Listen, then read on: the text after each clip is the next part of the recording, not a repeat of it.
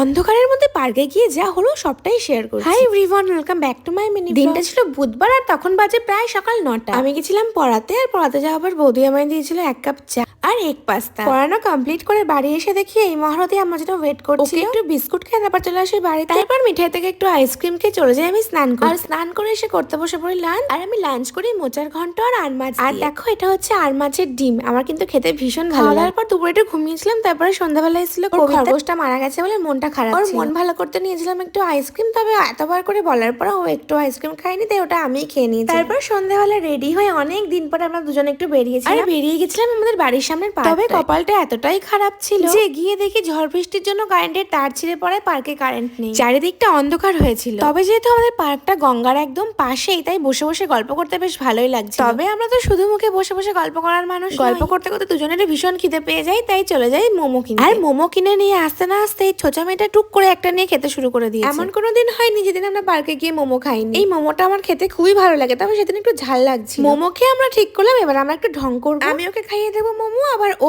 আমাকে খাইয়ে দেবে মোমো। তবে এই মেয়েটা এতটাই কিপটে যে আমি ওকে যেটা খেয়েছি ওটাই আবার ঘুরিয়ে আমায় খাওয়াচ্ছে। মোমো খেয়ে তারপর আমরা আবার চলে যাই আইসক্রিম। আমরা নিয়েছিলাম দুটো বাটারস্কচ কোন, মুনমুন আবার ওর মধ্যে চকলেট সিরাপ দিয়ে আঁকিবুকি করে নিয়েছি। আর আমার চকলেট সিরাপ ভালো লাগে না বলে আমি ওটা ছাড়াই নিয়েছিলাম। আইসক্রিম খেয়ে দুজনে মিলে গল্প করে হাঁটতে হাঁটতে চলে আসি বাড়িতে। ভিডিওটা ভালো লাগে চ্যানেলটাকে সাবস্ক্রাইব করো, আর ফেসবুক থেকে দেখলে ফলো করে দিও। বাই।